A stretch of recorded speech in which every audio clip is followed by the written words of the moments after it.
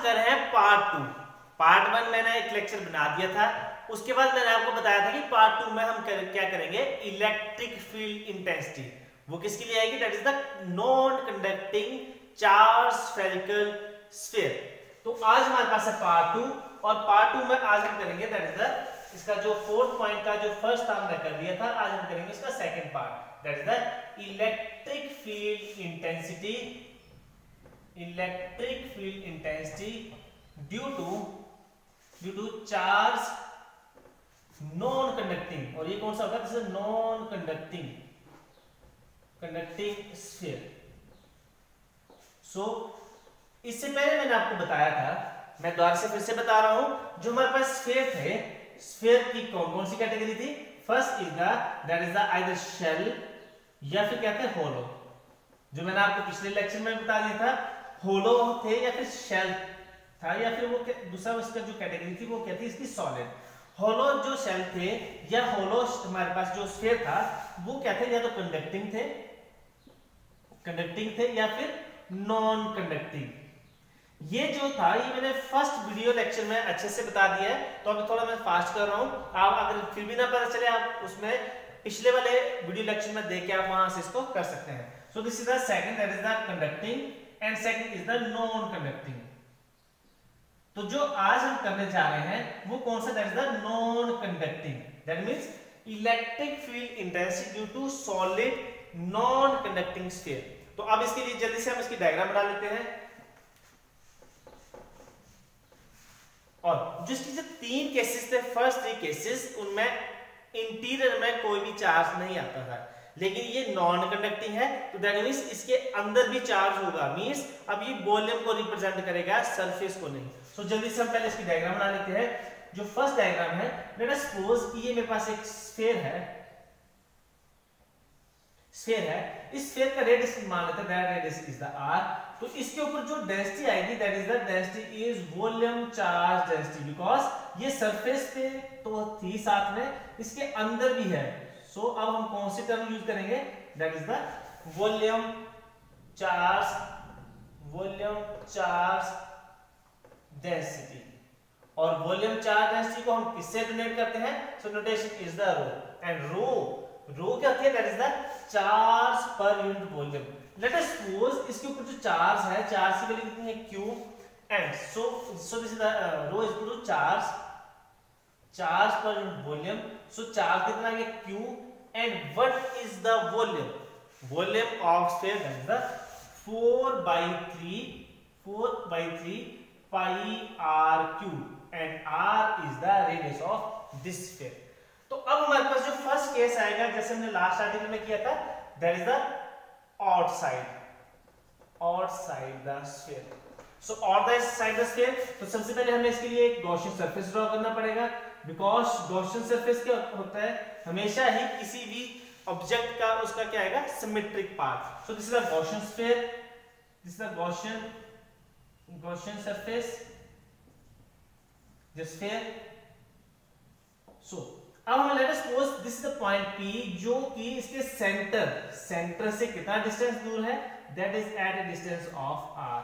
सो ये आपको कंफ्यूजन हो रही होगी, तो मैं ये फिलहाल हटा रहा हूं। सो this is the r is the distance at the point, जिस पॉइंट पे हमने इलेक्ट्रिक फील्ड फाइंड करनी है। तो इसका जो ds वेक्टर आएगा, that is because that is this is the ds area, इसका वेक्टर कहां जाएगा, this is directly outward, because हमने इससे पहले भी लेट अस सपोज ये मेरे पास स्फीयर, ये हमारे पास क्या है, this is the solid insulated sphere. तो हमने बोला था कि इलेक्ट्रिक फील्ड एरिया मतलब मींस हम जब भी किसी पॉइंट पे रखेंगे तो उसका वो परपेंडिकुलर कंपोनेंट शो करेगा। मींस स्फीयर जो है वो हमेशा ही क्या होता है, जो उसका एरिया वेक्टर होता है, that is always perpendicular to that surface.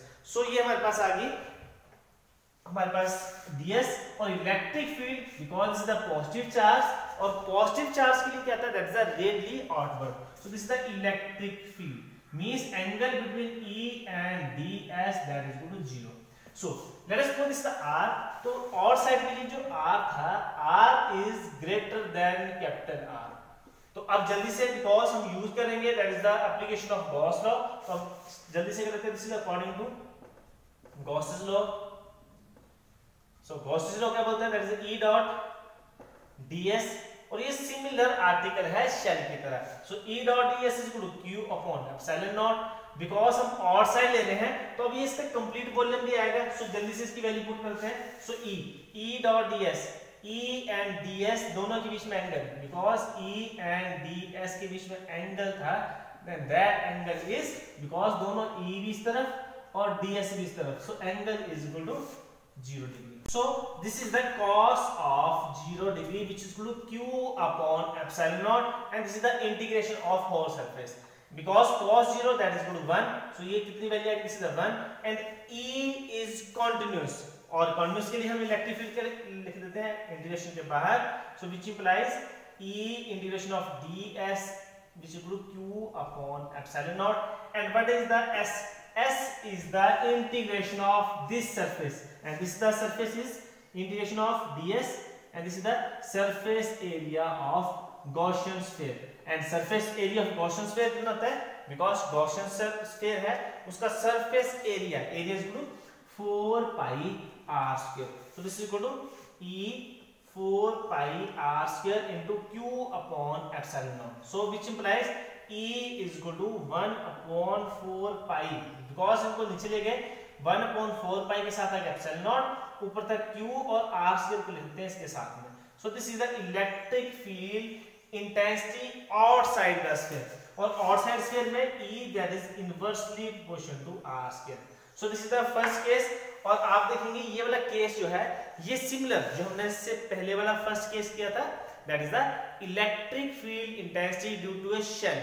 Shell के लिए भी यही वैल्यू आई थी, और ये शेल की और इस दोनों के आर्टिकल की वैल्यू किसके साथ मैच हो रही है, this is with the electric field intensity due two point charge, और ये पॉइंट चार्ज की तरह ही सेम टू सेम है। तो इन दोनों के जो फर्स्ट केस और सेकंड केस दोनों का सेम सेम आ रहा है। तो अब हमारे पास अब जो सेकंड केस आएगा, सेकंड केस में जो ये पॉइंट P था ये कहां पे आ जाएगा, on the sphere. So let us suppose this is the sphere, this is the radius, this radius is the r। अब ये जो पॉइंट था ये पॉइंट कहां पे आ रहा है, on the sphere, that means r is equal to capital R। So this is the second case, that is the outside, फिर आएगा on the sphere, on the sphere, on the sphere means r is equal to capital R। तो simply आपने यहां पे r को किस में change कर देना, this is the E is equal to 1 upon 4 pi epsilon naught q upon capital R square. So because ये डिस्टेंस r था और ये डिस्टेंस r है, तो अब इसके सरफेस मींस चार्ज तो इसके अंदर तक है, तो अब कौन सा कंपोनेंट आएगा, दैट इज द वॉल्यूम। तो हमारे पास जो ये वैल्यू थी दैट इज द E के बाद हमारा q, तो q की वैल्यू कितनी आएगी यहां से, इस एक्सप्रेशन से q is equal to rho into 4/3 पाई, ये हम वैल्यू यहां से इसको सॉल्व कर रहे हैं। सो q is equal to rho 4/3 pi r cube. तो ये वाली वैल्यू जो है हम इस वैल्यू में पुट कर देते हैं। सो मतलब जब E, so E is equal to 1 upon 4 pi epsilon naught and q is equal to rho 4/3, साथ में आएगा 4/3 पाई r क्यूब, और नीचे क्या था, नीचे था that is the r square. So अब आप देखेंगे इसकी वैल्यू को कैंसिल आउट करते हैं, r स्क्वायर से r कैंसिल हो गया, पाई से एक पाई कैंसिल हो गया, 4 से 4 कैंसिल हो गया। So what is the value of E? E is equal to rho बच गया ऊपर बच गया r और नीचे बच गया 3। सो this is the constant value, means जितना बड़ा इसका रेडियस होगा उतनी ही इसकी वैल्यू होगी, that is the value of electric field intensity on the sphere. अब जो इसके बाद जो इसका थर्ड केस आएगा, that is the most important, जो मैक्सिमम टाइम क्वेश्चन पेपर में आ सकता है। तो उसके लिए सिर्फ पूछ सकते हैं कि electric field intensity inside the sphere. तो इनसाइड द स्फीयर के लिए क्या है, ये हमारे पास स्फीयर था, तो ये हम स्फीयर बना लेते हैं। सो दिस इज द स्फीयर, इस स्फीयर का जो रेडियस था, radius is the r, because जो इसकी वॉल्यूम चार्ज डेंसिटी है, दैट मींस हम जो चार्ज है वो उसके इनसाइड में भी है।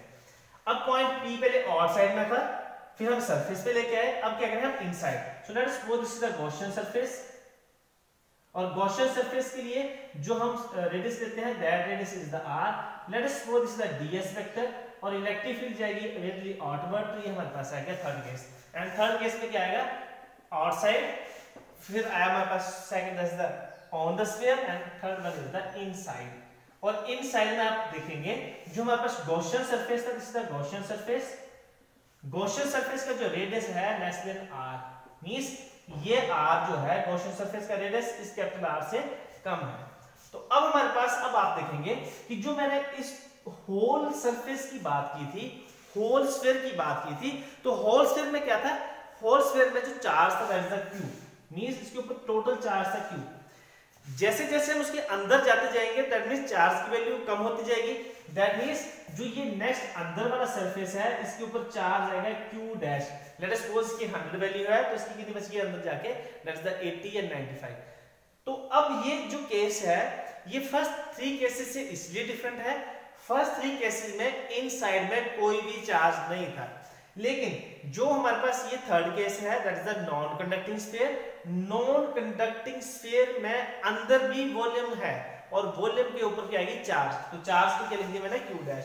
तो अब हमें एक्सप्रेशन हमें आर्टिफिशियल करना है। सो अब हम यूज करेंगे Gauss theorem. So Gauss theorem is equal to E dot ds। अब हम मेरे को बताएंगे कि मैं Q अपॉन एप्सिलॉन लिखूं या Q dash upon epsilon naught, because जब हम Q की बात कर रहे थे तो फुल स्फीयर की बात कर रहे थे, लेकिन अब हम क्या कर रहे हैं उसके अंदर की बात, मींस जो यहां पे चार्ज आएगा that is the Q dash upon epsilon naught, because ये टोटल सरफेस की बात कर रहे हैं लेकिन हम क्या बात कर रहे हैं, इनसाइड की। तो इनसाइड के लिए आएगा Q डैश। अब हमें Q डैश की वैल्यू निकालनी है, यही इस आर्टिकल का मेन पॉइंट है। तो Q कैसे निकलेगा, वैसे आपको बताता हूं, that is the charge, this is the rho. Rho क्या होता है, this is the charge upon volume, means Q upon volume. अब ये चार्ज कौन सा है, चार्ज है इनसाइड मींस Q डैश, और वॉल्यूम कौन सा है, this is the inside volume of Gaussian sphere. Means हम इस चार्ज को कैसे लिख सकते हैं, this is the Q dash, Q dash is equal to row, and rho is the, what is the rho? Rho is the volume charge density of this sphere. So ये कौन सा है, this is the rho, that is the volume charge density। क्योंकि हमें एक countries लेनी पड़ेगी और वॉल्यूम चार्ज डेंसिटी मैंने आपको बताया, साथ में क्या मल्टीप्लाई होगा उसका वॉल्यूम। तो वॉल्यूम किसका है, this is the volume of this Gaussian sphere. बस यही पॉइंट इस आर्टिकल में इंपॉर्टेंट है। जैसे कि मैंने अभी आपको बता दिया था, that is rho, that is rho किसके बराबर आएगा, रो तो आएगी टोटल चार्ज डेंसिटी, और हम बात इसी करें इसके लिए तो चार्ज कौन सा आएगा, this is the rho is equal to charge per unit volume. तो चार्ज कौन सा आएगा, that is the Q dash, because अंदर की बात, और जो वॉल्यूम है, वॉल्यूम कौन सा आएगा, दैट इज द इनसाइड। तो इनसाइड मींस गॉसियन स्फीयर। तो इसी को क्रॉस मल्टीप्लिकेशन लिखेंगे आप। सो Q dash is equal to rho, rho I total charge into volume, that is the volume of Gaussian sphere. So what is the value of rho, volume charge density, वो हमने सबसे पहले लिखी थी। what is the value of volume charge density, that is Q, rho is equal to Q upon 4 by 3 pi r cube into volume of Gaussian surface। surface area था 4 pi r square, what is the volume, volume is 4 by 3 pi r cube, क्योंकि ये volume आएगा इस Gaussian surface का। तो जल्दी से हम इसमें कैंसिल आउट कर सकते हैं, 4 pi से 4 by 3 कैंसिल। अब हमारे पास जो Q डैश की वैल्यू आएगी, that is the Q dash is equal to, ऊपर क्या है Q, और यहाँ पे ऊपर ये सारी चीजें कैंसिल आउट हो चुकी हैं। ऊपर क्या बचा, सिंपली r क्यूब, और नीचे क्या बचा, वो सिंपल r क्यूब। तो ये जो वैल्यूज थी, ये वैल्यूज अब हम पुट करेंगे इस क्वेश्चन में। लेट अस सपोज इस क्वेश्चन को हम मान लेते हैं क्वेश्चन नंबर ए। तो ए में सारी वैल्यू पुट कर देते हैं लेफ्ट हैंड साइड में, because electric field and area दोनों के बीच में एंगल कितना है, 0। तो ये सेम केस इस तरफ बनेगा, तो मैं इसको सिंपली यहाँ पे लिख रहा हूँ, what is the value of this. ये इस पार्ट को सोल्व करें, तो ये आएगा E into ds which is equal to, and जो सेकंड पार्ट है this is the Q dash, and what is the Q dash, Q dash is equal to Q r cube upon r cube. ये r है small r cube, this is the r cube, and right hand side में किसकी value है, this is the Q dash.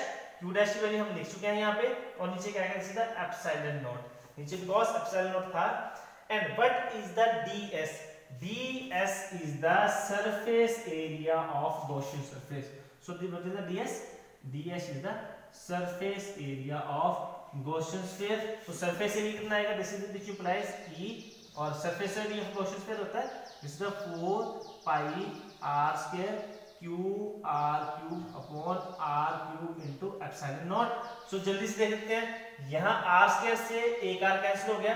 So what is the value of E is equal to, ये side term में नीचे लिख देते हैं, this is 1/4 pi epsilon naught. E is equal to 1/4 pi epsilon naught. ऊपर क्या बचेगा, दिस इज द Q, और ऊपर एक साथ है R, और नीचे क्या बचेगा, दिस इज द R³। सो अब आप यहाँ पे देखेंगे इस पूरे एक्सप्रेशन में 1/4 पाई एप्सिलॉन नॉट भी कांस्टेंट है। Q जो था इसके ऊपर चार्ज डेंसिटी वो भी हमारे पास कांस्टेंट है। R is the radius mean अगर एक बार आपने 10 ले लिया होगा तो 10 means that is a constant value. So that means E is directly proportional to R, means E किस पे डिपेंड कर रहा है, R पे। मीन जितना जितना गॉसियन सरफेस के इसके पास आता जाएगा तो कम वैल्यू होती जाएगी, जैसे जैसे R इंक्रीज होगा तो इसकी वैल्यू इलेक्ट्रिक फील्ड की इंक्रीज होती जाएगी। तो अब हम इसे एक ग्राफ से समझेंगे, जल्दी से ग्राफ बना लेते हैं। सो अब ग्राफ किसके किसके बीच में आएगा, ग्राफ आएगा that is the electric field. So graph is between electric field, जो हमने लास्ट इसमें भी किया था। सो this is the x axis, that is this is the y axis, that this is origin O। तो ये जो स्फीयर था, मैं स्फीयर को ड्रॉ कर लेता हूं, late us suppose this is the sphere.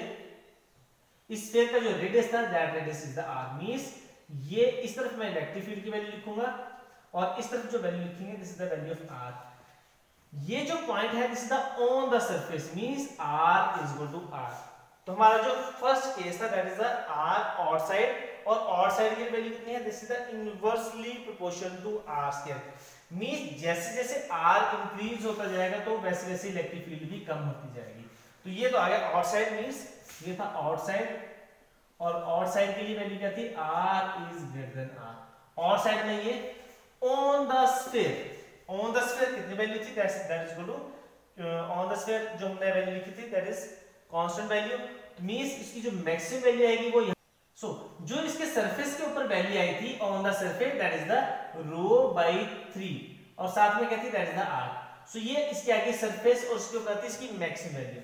अब हम इनसाइड की बात करें तो इनसाइड में आप देखेंगे जैसे जैसे r इंक्रीज होगा, मींस यहां पे इसकी मैक्सिमम वैल्यू, और इसके बाद जैसे जैसे अंदर चलते जाएंगे तो उसकी वैल्यू क्या होती जाएगी, 0।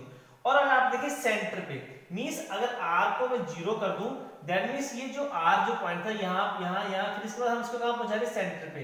जैसे ही सेंटर पे पहुंचाएंगे तो e की वैल्यू कितनी हो जाएगी, 0, मींस e पे 0, और इसके बाद ये, तो इसका ग्राफ जो आएगा वो इस तरीके से स्ट्रेट लाइन, यहां से यहां तक स्ट्रेट लाइन, ये स्ट्रेट लाइन आ रहा है यहां तक। इसको मैं थोड़ा डार्क कर रहा हूं कि इसमें आप इसको कॉपी में भी इसको ऐसे बना लेना आप नोट्स में, और इसके और साइड जो आएगा वो इनवर्सली प्रोपोर्शन, वो उसके लिए कर्व आएगी, यह कर्व जैसे। तो ये है हमारे पास electric field intensity due to charge solid insulated sphere. तो ये था इसका आर्टिकल। अब इसके बेस पे हम अगर करेंगे न्यूमेरिकल्स, तो न्यूमेरिकल के लिए हम करते हैं इसके बाद स्टार्ट। सो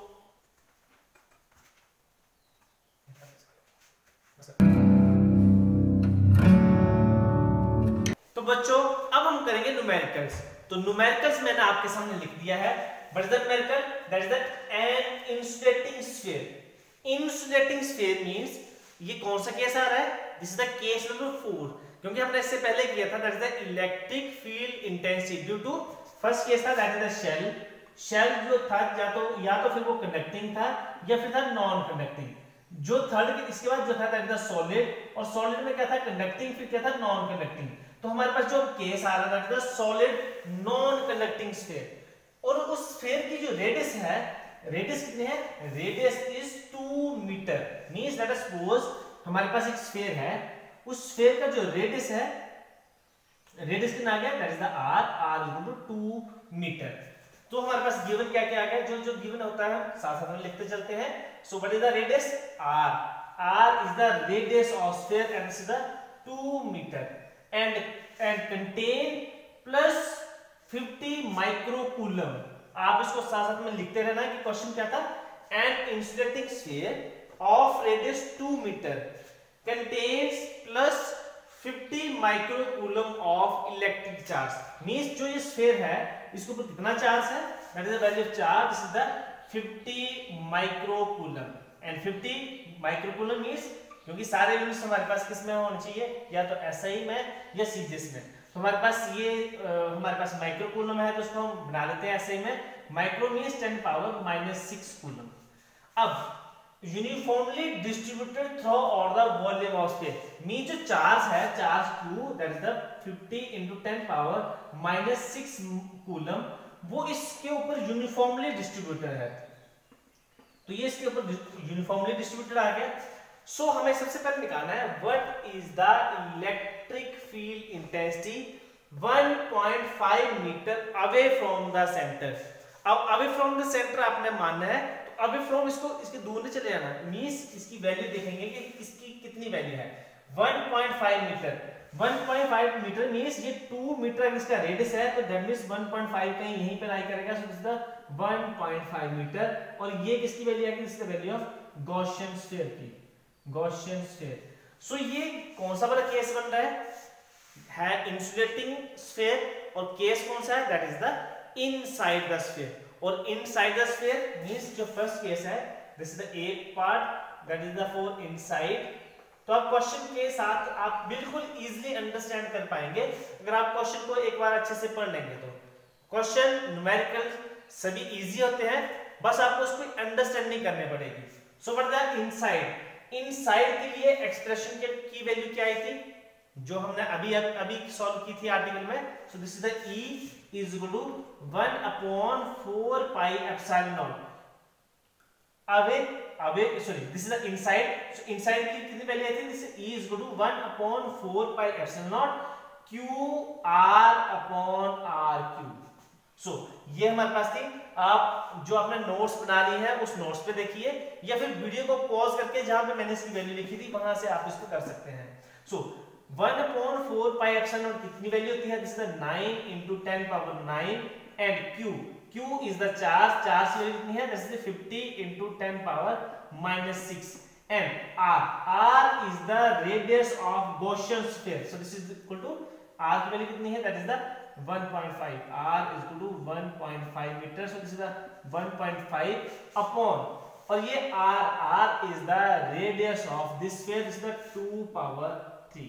जब हम इसको सॉल्व करेंगे तो सॉल्व करने के बाद जो इसकी वैल्यू आएगी, this is the value of E। So E is equal to 84375 Newton coulomb inverse. जो मैंने सॉल्व कर ली थी, तो मैं ये आपको यहाँ पे लिख रहा हूँ। आप इसकी कैलकुलेशन खुद से करिए, जिससे आपको एग्जाम में भी आपको हेल्प मिलेगी। तो ये हमारे पास आएगी electric field intensity, first part हमारे पास सॉल्व हो चुका है। अब हम इसका करेंगे second part. And what is the second part, what is the volume charge density, and density that is the rho, and volume charge density means charge per unit volume. So what the value of charge is equal to 50 × 10⁻⁻6 एंड volume, because this is the volume, this is a sphere and volume of sphere is equal to 4/3 pi r3।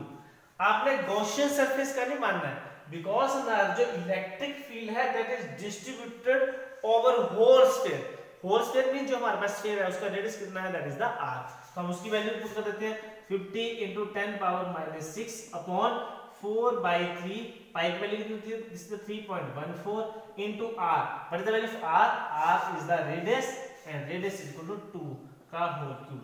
तो जब आप इसको solve करेंगे, solve करने के बाद इसकी जो वैल्यू आएगी, दिस इज द 1.49 × 1.49 × 10⁻⁻6। और आप इसके लिखिए यूनिट्स।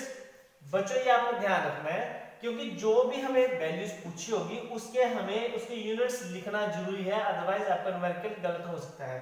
तो आपने इसके यूनिट्स जरूर लिखने हैं। So rho that is charge per unit volume and charge having unit coulomb and volume is the metre cube. तो ऊपर जाके क्या बनेगा, this is the metre -2। This is the second part. तो अब थर्ड पार्ट की बात कर लेते हैं। What is the electric field intensity 3 meter away from the surface? Means away from the surface, लेकिन कितना 3 मीटर। तो हमारे पास जो हमारे पास स्फीयर है, उस स्फीयर का रेडियस कितना था, दैट इज 2। लेकिन हमें पूछा कहां पे, 3 metre away from the centre, मतलब सेंटर से 3 मीटर। तो दैट मींस ये कहां को रिप्रेजेंट कर रहा है, ये था R, कैपिटल R। तो ये आगे हमारे पास small r that is equal to 3 centimetre. तो ये कौन सा केस बन रहा है, आउटसाइड द, कौन सा केस है, this is the outside the sphere. और आउटसाइड स्फीयर में इलेक्ट्रिक फील्ड की वैल्यू चाहे वो शेल थी चाहे वो पॉइंट चार्ज था, उसके लिए वैल्यू कितनी थी, this is the E equal to 1/4 pi epsilon naught Q upon R square. Because सिर्फ ये R पे डिपेंड करेगी, इंटीरियर केस पे डिपेंड नहीं करेगी। तो जल्दी इसकी वैल्यू पुट करते हैं, 1/4 pi epsilon not that is the 9 × 10⁻9 मतलब Q is equal to 50 × 10⁻⁻6 and what is the value of R is equal to 3, so this is 3 centimeter whole square।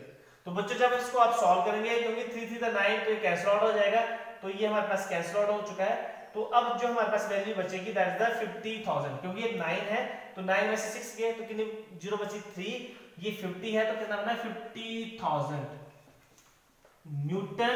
Because electric field है तो इसके electric field के units अभी हमने लिखे थे that is Newton coulomb inverse.